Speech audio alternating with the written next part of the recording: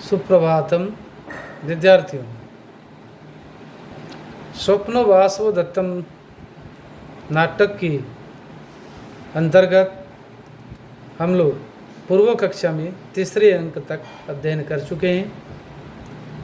आज स्वप्नो वासव दत्तम नाटक के चतुर्थ अंक का पाठ प्रारंभ करने जा रहे हैं।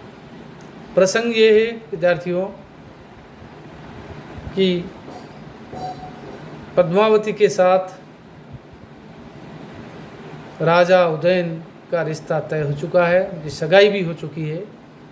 इसके पश्चात चौथे अंक में ये प्रारंभ होगा, क्योंकि इसके पहले सगाई होने का जो रस्म है, उस रस्म में वासवदत्ता को उसकी जो कौतुक माला है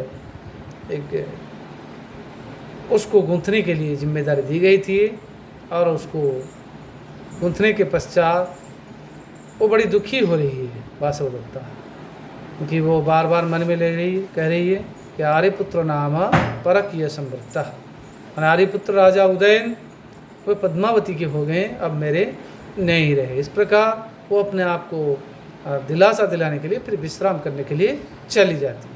उसके पश्चात चौथे अंक में प्रारंभ होता है, जहाँ मंच पर प्रवेश करता है विदूषक।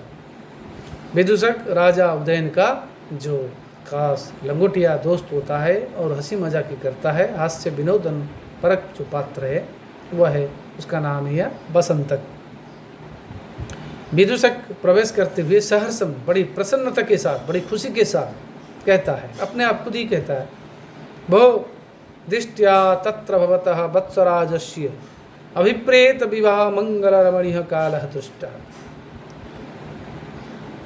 बोले दृष्टिया माने भाग्य की अनुकूलता से माननीय वत्सराज के अभिप्रेत जो बहु दिनों से अभिलषित चाहा गया था, विवाह मंगल रमणीय शादी करने का अत्यंत मंगल शुभ रमणीय समय दृष्ट देख लिया है। पता विवाह भी हो चुका है, सगाई के पश्चात शादी भी हो चुकी है, ये कह रहा है। वो कह नाम ये तो जाना थी, वो कौन ये जानता है कि इदानीम प्रासादेषु उच्यते, कि अभी प्रासादों में निवास किया जाना है, क्योंकि इसके पहले जंगल में घूम रहे थे, लावण गांव में थे। अब पद्मावती के साथ विवाह होने के पश्चात यहाँ मगध राज्य में, मगध राजा के वहाँ राज प्रसाद में निवास कर रहे हैं। इसलिए कह रहे को नाम जाना, कौन जानता है कि आज हमें राज प्रसादों में निवास किया जाना है।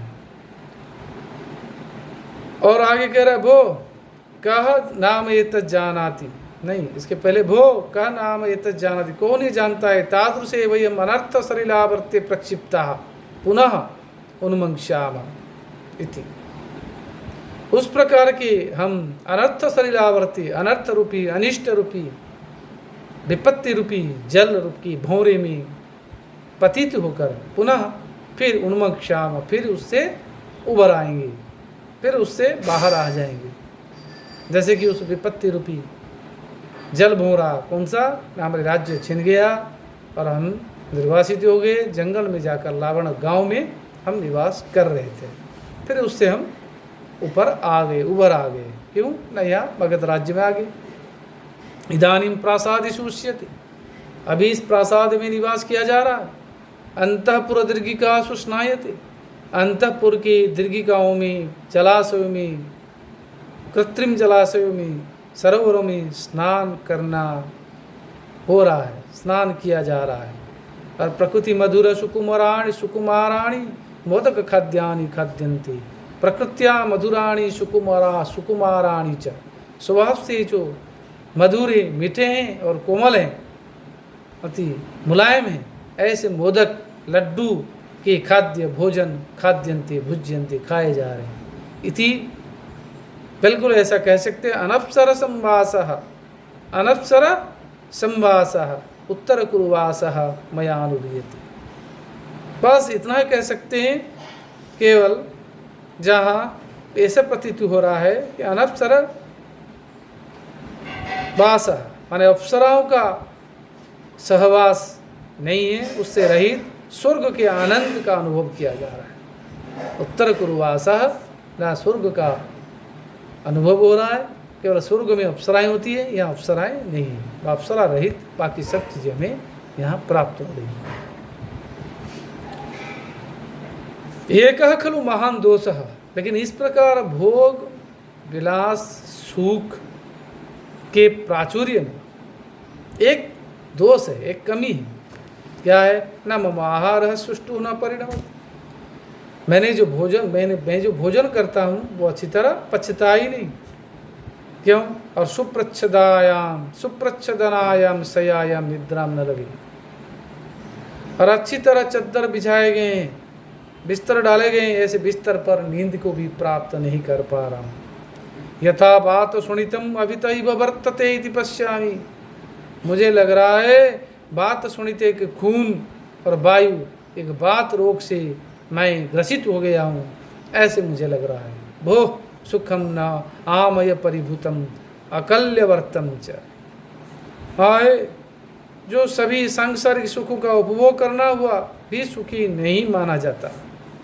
मनुष्य को जब अत्यधिक सुख मिल जाता तो इसलिए करे अजी रोग से पीड़ित शरीर वाला, बोले भो सुखम न आमय परिभूतम।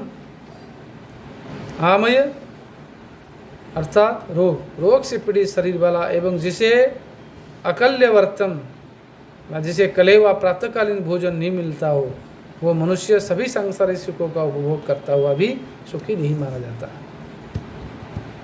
ये जो सुख है जितना भी मिले, अगर रोग से ग्रसित शरीर और प्रातःकालीन ब्रेकफास्ट जो भोजन नाश्ता नहीं मिला हो तो सारे सुख बेकार है, निरर्थक है। तो शरीर स्वस्थ हो तब जा करके उस सब सुखों को भोग कर पाएगा। शरीर अगर अस्वस्थ है वो भोग विलास धन संपत्ति किस काम का? किसी काम का नहीं। इसलिए निरोगी काया, प्रथम कहते हैं हेल्थ इज द वेल्थ, स्वास्थ्य ही संपत्ति, जान है तो जहान है। इसलिए जीवन जीने के लिए हमें भोग द्रव्यों की आवश्यकता है, न कि द्रव्यों के लिए ये जीवन है। जीवन के लिए जीवन लक्ष्य है। जीवन को सार्थक करने के लिए हमारा स्वास्थ्य की आवश्यकता है। अगर स्वस्थ रहेंगे शारीरिक रूप से, मानसिक रूप से, तब सब कुछ हमारे लिए ठीक है। जितना भी प्राचुर्य धन संपत्ति मकान ये सब पैसे किसी काम के नहीं है, सब दो कोण के, सब बेकार हो जाए। इसे निरोग रहना चाहिए, निरोगी काया इसलिए कहते हैं। पहली प्राथमिकता होना चाहिए हम स्वस्थ रहें शरीर से, मन से, आत्मा से। उसके बाद दासी प्रवेश करती है, ततः प्रविशति चेटी। एक दासी वहाँ प्रवेश करती मंच पर, वो कहती है पहुँच कर कुत्र न खलु गतः आर्य वसंत का, कहाँ चले गए आर्य वसंतक। फिर परिक्रम्य अवलोक के परिक्रमा करके देख कर कहती है ओहो ये सह आर्य वसंतक, ये आर्य वसंतक यही है। आर्य वसंतक कह काल त्वाम मनुष्यामि, कितनी देर हो गई मैं तुम्हें ढूंढ रही हूँ। विदुषक कहता दृष्टवा, देखकर कहता है किंग निमित्तम भद्रे माम अनुष्यसी। हे भद्रे क्या वजह है, क्यों मुझे ढूंढ रही हो? चेटी कहती है अस्माकम भट्टिनी भणती, हमारी राजमाता कह रही है अपिस्नातः जामाता इति। क्या जामाता दामाद साहब स्नान कर चुके हैं, राजा उदयन स्नान कर चुके हैं? तब विदुषक कहता है किंग निमित्तम भवती पृच्छति, क्यों पूछ रही हो तुम? तब चेटी कहती है कि मन्यत, और क्या, सुमनो वर्णकम आनयामी थी, फूल चंदन ले आऊं। स्नान होने के बाद फूल चंदन लगा करके उनको राजकीय परिपाटी है, ये सब आभूषण प्रसादन आदि आदि दास दासियां सब करती है, वो इसलिए पूछ रही है। तब विदुषक कहता है स्नातः तत्र भवान, महामाननीय स्नान कर लिए, सर्वमानय तो सब कुछ लाइए भवती आला, बस जयित्वा भोजनम, भोजन को छोड़कर, खाना छोड़कर और सब कुछ ले आइए। चेटी कहती किंग निमित्तम बारयसी भोजन, बोलो पेटू, तुम तो पेटू हो, फिर तुम क्यों भोजन को निवारित कर रहे हो, मना कर रहे हो भोजन खाने के लिए, लाने के लिए। तो विदूषक कहता है अधन्यश ममा कोकिलानम अक्षि परिवर्त ही व कुक्षि परिवर्त संवृत्त। अधन्य जो हतभागा, जो भाग्यहीन, जो अभागे कि मेरे पेट ऐसा उलटफेर हो गया है। कोकिला नाम अक्षि परिवर्तन ही वह, कोयलों के आँखों में जैसे परिवर्तन हो जाता है, कोयलों की आँखों में हुआ जैसे परिवर्तन हुआ करता है, ऐसे मेरे कुक्षि परिवर्तन समृद्ध, मेरा पेट भी परिवर्तित हो गया। पता है मेरा पेट वो पेट नहीं रहा, दूसरा पेट हो गया। मैं पेटू हूँ, मैं बहुत खाने पीने में बहुत आसक्त रहता हूँ, लेकिन आज खाने का मन नहीं कर रहा अभी इस समय, क्योंकि ज़्यादा खा लिया, अपच्य हो गया। चेटी कहती है इद्रु से हो, ऐसा ही बने रहो, तुम्हारा ऐसे ही पेट चेंज हो जाए। तब विदूषक नाराज हो जाता है और कहता है गच्छतु भवती, जाओ तुम, यावत अहम अपि तत्र भवतः सकाशम गच्छामि, मैं भी माननीय राजा उदयन के पास, स्वामी के पास, प्रभु के पास मैं भी जाता हूँ। निष्कांतो, दोनों निकल जाते हैं। प्रवेशकः, इसको प्रवेशक कहते हैं क्योंकि अधम पात्रों के द्वारा उत्तम पात्र का प्रवेश करवाया जाएगा। अब वे लोग आएंगी, पद्मावती वहाँ पधारेगी। चेटी के साथ, परिवार के साथ पद्मावती प्रवेश करती है और साथ ही अवंतिका वेशधारिणी वासवदत्ता भी है। ततः प्रविशति सपरिवारा पद्मावती आवंतिका वेशधारिणी वासवदत्ता च। उसके बाद अपने दास दासी के साथ पद्मावती और आवंतिका वेशधारी वासवदत्ता के साथ प्रवेश करती है। चेटी कहती है, दासी कहती है, किंग निमित्तम भर्तुदारिका प्रमदवनम आगता, हे राजकुमारी जी इस प्रमद वन में क्यों आई हो।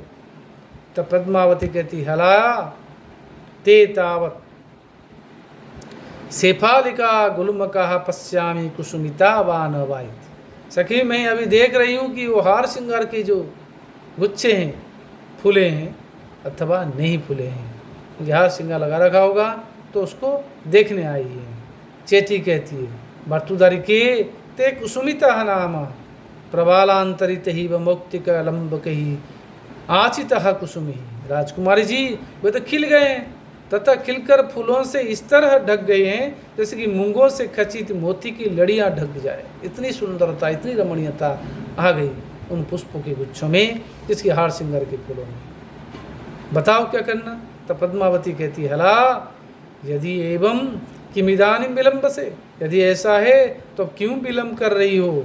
तब चेटी कहती है, तेन ही अस्मिन शिलापट्टकी मुहूर्तम उपविशतु भर्तुदारिका यावत अहम अपि कुसुमावचयम करोमि।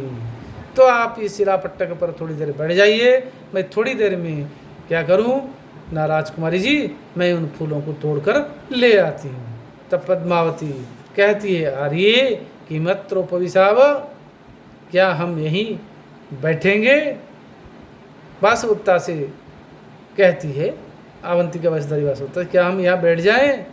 तो वासवदत्ता कहती है, एवं भवतु, ठीक है बैठ जाते हैं। ऐसा जब कहती है तो वह उपविशता, दोनों कौन, दोनों आवंतिका वेशधारिणी वासवदत्ता पद्मावती बैठ जाती हैं और चेटी वहाँ से जाती फूल तोड़ने के लिए।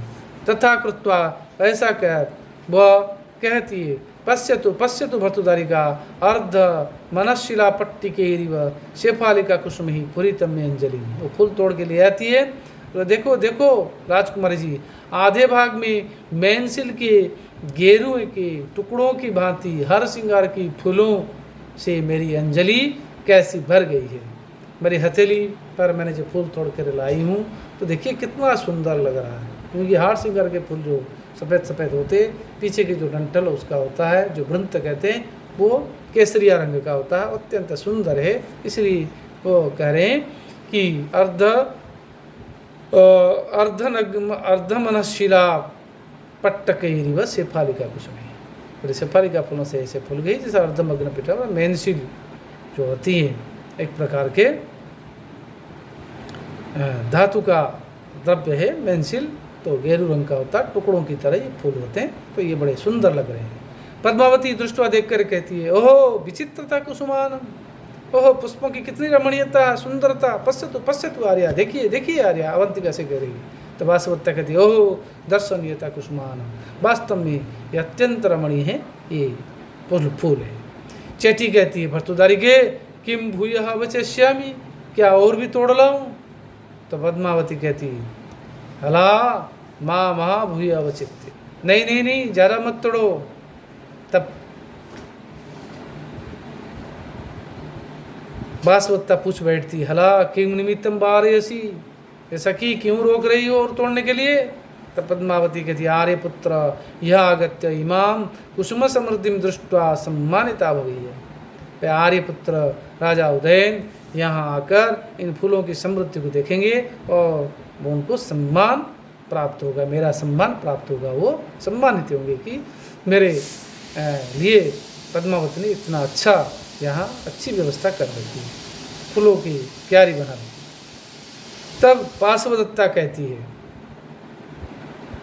क्या कहती है? हला प्रियस्ते भर्ता, क्या भर्ता तेरे प्रिय हैं, तुम्हें प्रिय हैं भर्ता, राजा उदयन प्रिय हैं? तब पद्मावती कहती है आर्य न जानामि आर्यपुत्रेण विरहित उत्कंठिता भवामि। आर्य ये तो मैं नहीं जानती, किंतु उनसे अलग होने पर मैं ही व्याकुल हो जाती हूँ। तब वासवदत्ता कहती है आत्मगतम दुष्कर्म खलु हम करोमि, लेकिन मैं ही बड़ा दुष्कर कार्य कठिन सा कार्य कर रही हूँ। यम अपि माम एवं मंत्रयते, ये भी ऐसा ही कह रही है कि मुझे भी ऐसा ही अनुभव है, मैं भी उनके वियोग में वियुक्त होकर बड़ी दुखी नहीं हूँ, मन ही मन कहती है। तब चेटी कहती है अभिजातम खलु भर्तृदारिकया मंत्रितम प्रिय में भर्ता इति। भाई अभिजात माने अच्छे घर के उच्च कुल में के अनुरूप ही बात कही है, सीधी सीधी तो नहीं कह सकती है, घुमा फिरा के वो कह दी कि मेरे लिए प्रिय, मेरे जो पति देव मुझे अत्यंत प्रिय है। तो भारतीय नारी की जो विशेषता है उसका यहाँ महाकवि भास ने उल्लेख किया है कि कभी मुखर होकर नारी नहीं कहती है कि उसको पुरुष उसका प्रिय है, इस प्रकार कहती है। पद्मावती कहती है एक खलु में संदेह, लेकिन मुझे एक संदेह है। वासवदत्ता कहती किम किम, क्या क्या संदेह है? पद्मावती कहती है यथा मम आर्यपुत्र तथैव आर्या वासवदत्ता है, क्या आर्यपुत्र जैसे मुझे प्रिय हैं, क्या वैसे ही आर्य वासवदत्ता को भी वो प्रिय थे? क्या आर्य वासवदत्ता भी उनको इतना चाहती थी? उनको क्या पता ही आवंती के वैश्यदानी वासवदत्ता ही है। तब वासवदत्ता कहती अतोपि अधिकम, इससे भी ज़्यादा चाहती थी। तो कर दी गलती, ये कहते ही पूछ बैठेगी पद्मावती ये तुम्हें कैसे पता? तब पद्मावती कहती कथम तुम जानासी, तुम कैसे जानती हो? तब वासवदत्ता कहती आत्मगतम, अपने आप, हम आर्यपुत्र पक्षपातेन अतिक्रंत समुदाचार, आर्यपुत्र के पक्षपात करने से मैंने शिष्टाचार का अतिक्रमण कर लिया। एवं तापत भणिष्यामि, फिर कहती है ऐसे कहूँ, फिर प्रकाश में कहती है यदि अल्पः स्नेह सा स्वजनम न परित्यजति, यदि अत्यंत कम स्नेह होता फिर अपने मम्मी पापा को छोड़कर, प्रियजन को छोड़कर वो उनके साथ रातों रात भाग नहीं जाती, भाग गई, इनमें से बहुत चाहती थी। पद्मावती कहती भवितव्यम, हो सकता है। चेटी कहती भर्तृहरि के हे राजकुमारी जी साधु भर्त अरम भण अहम अपि बीणाम शिक्षिष्यति। राजकुमारी जी आप भी पतिदेव से कह दीजिए कि मैं भी बीणा आपसे सीखूंगी। तब पद्मावती कहती है उक्त मया आर्यपुत्र, मेरे द्वारा आर्यपुत्र कहे गए, जैसे वासवदत्ता को आपने बीणा बजाना सिखाया था मुझे भी बीणा बजाना सिखा दीजिए। तब कहा था, तब वासवदत्ता कहती तथा किम भणितम, फिर उन्होंने क्या कहा? तब पद्मावती कहती अभणित्वा किंची दीर्घम निस्पष्ट तुष्णिक संवृत्ता, बिना कुछ कहे लंबी सांस लेकर चुप रह गए। वासवदत्ता कह रहे ततस तुम किमीव तर्कयसी, तो इससे तुम क्या अनुमान लगा रही हो, क्या क्या सोचती हो? तो पद्मावती के तर्कयामी आर्या वासवदत्ता गुणान स्मृत्वा दक्षिणतया मम अग्रत नोरदिति थी। मुझे ये लग रहा है, मुझे प्रतीत हो रहा है कि आर्या वासवदत्ता के वियोग में अत्यंत दुखित होकर उनके गुणों को स्मरण करते हुए दक्षिणता के कारण, उदारता के कारण मेरे सामने उन्होंने रोया ही नहीं, लेकिन रोना आ रहा उनको वासवदत्ता के वियोग में। तो वासवदत्ता कहती आत्मगतम, क्या अपने आप धन्य खलु अस्मि, मैं धन्य हो गई यदि एवं सत्यम भवे, यदि ऐसा सच हो। ततः प्रविशति राजा विदूषकश्च, उसके बाद राजा और विदूषक दोनों वहाँ प्रवेश करते हैं। कहाँ? उस उद्यान में जहाँ पुष्पोद्यान में पहले से ही पद्मावती बासवत्ता के साथ और चेटियों के साथ वहाँ पूर्व से उपस्थित है, वहाँ प्रवेश करती है। तो प्रवेश करते हैं राजा उदयन। इसके बाद आगे जो प्रसंग है हम पुनः अग्रिम कक्षा में पढ़ेंगे। आज यहीं विराम लेते विद्यार्थियों। नमो नमः।